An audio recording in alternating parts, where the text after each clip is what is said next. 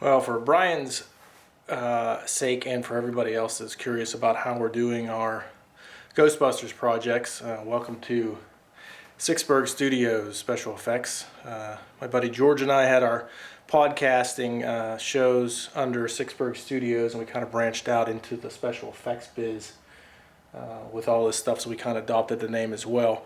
As you can see, we have our one pack that's probably about 95% finished that we slapped together back in November for the December convention out there in Monroeville. Still have to do some stuff to the gun, but I never really got back to finishing. But we'll get to it eventually now that we're finally back in the biz of doing the packs. As you can see, we got two of them working right now. Brian was over the other day. We got the initial part of the packs done, built the shells, everything like that. Kind of added a few other pieces to it today, putting on some of the fittings. You can see there, here, get them all cleaned up and squared away. Once I get the rest of these canisters glued on. Kind of slow project to do that. I'm trying to do about 3 things at once. I'm actually working on that. I don't know where it's at. It was over there the other day, but been working slowly on a bumper. And as you can see, my workbench is extremely messy. I've pretty much thrown everything I possibly could on there. There's all our extra tubing that we've been financing our projects with on eBay. A little bit of everything kind of thrown around. You can see all the molds that we made. Brian and I actually did a bunch of stuff the other day, making some extra stuff. We had to make the clippered valves again, so we had to pour a few of those, as you can see there. Trying to see exactly where I left the bumper. I was sanding it down the other day. Who knows? That's one of my problems, is I set something down and kind of forget where I put it. Ah, there it is. Slowly but surely this is taking shape. Trying to go by Stefan's plans as far as a bumper, as far as the specs go. It's coming along pretty well. We've got a few more rough spots to sand out. It's a little bit different than the one that we put on here. This one I just kind of slapped on, made real fast. You can see the quality difference as far as the measurements and things like that are pretty darn close, but we just slapped this one on just to make one for the last convention. So this one's a little more specific to the actual design and everything and what it's supposed to be. But same size and whatnot. It's just a question of getting it cleaned up. We want to make this one so we can make some master molds and actually start making these for the rest of the crew that need them. I know a couple people are looking for a decent bumper, so I'm going to use this as our kind of prototype, and we'll craft some molds later on. Once we get rolling, we had a couple initial prototypes that we made for the 3 packs that we were going to build back in December, and when it came up short, we just kind of scrubbed these 2 because it just was not going to get done. And totally off as far as the dimensions and what it was supposed to look like, but we wanted to throw the packs together really fast, so that was just our quickies. We got all of our latex there for our models. I'm in the process of doing 2 of the elbows. I ordered, those are actual ones that are in there, and we're going to make molds of those. So as you can see, all of our molds come from originals, so you may not get the exact replica. Well, you'll get an exact replica of the piece. You won't get the actual piece itself whenever we do it, but kind of take pride in making all these molds of actual products. I actually made the clippered valve. I didn't realize when I made the mold that there were 2. One was open, one was closed. So I put the good clipper valve on the pack already.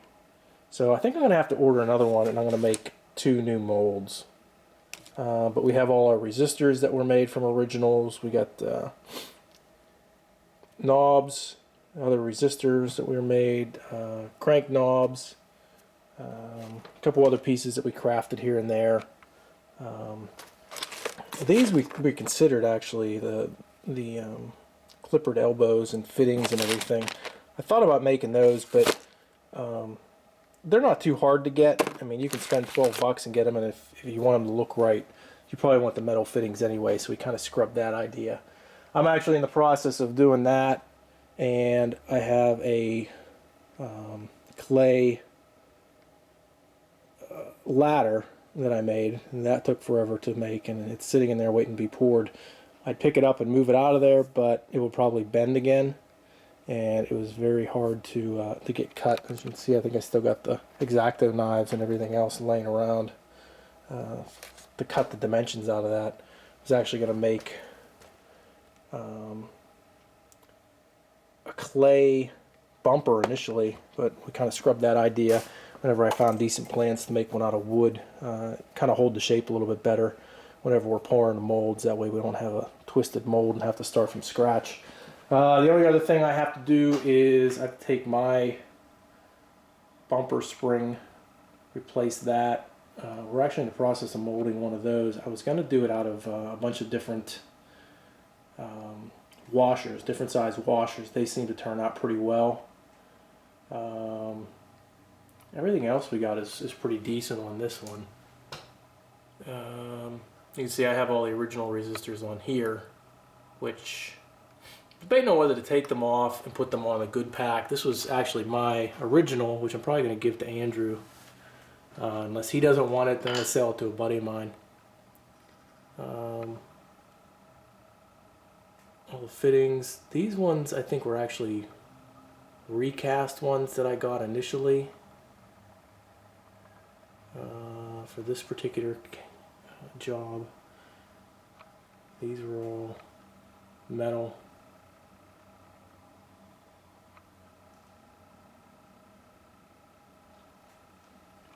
And the ribbon, as you can see, was homemade. Initially I put some tacky glue on there to kind of look like it's like a flexible rubber. I forget what this stuff's called. But it didn't work out too well. So what I did was I actually only did it on the first few inches so it would stay solid, and then I just twisted the rest of them. And it turned out pretty well. There are some people selling the actual ribbons put together out there. Pretty much look the same, depending on how much quality you want on it. All the hoses we ordered, I got 100 foot of each hose, so we've been breaking those up, using them for ours, as well as anybody else that was looking for parts. The hoses are tough to get a hold of, because like I said, they only come in 100 foot lengths, so unless you have somebody that already has a bunch, you're not really going to get a hold of them too easily. We've been selling the 9 pieces of hosing on eBay. Doing pretty well with that. Pretty much, at least it paid for the hoses and some other stuff that we ended up buying for the project. We have a bunch of the black hose, but that didn't sell too well. So I got like 50 feet of that left over for each of these kits. So we're working on these today, hoping to get the filter canisters on there in the bottom. Might get the clipper valves on today. I'm not really sure if I'll make it that far yet, because I'd like to pour those molds today. So we'll see where we go, and we'll check back later on and see what we look like.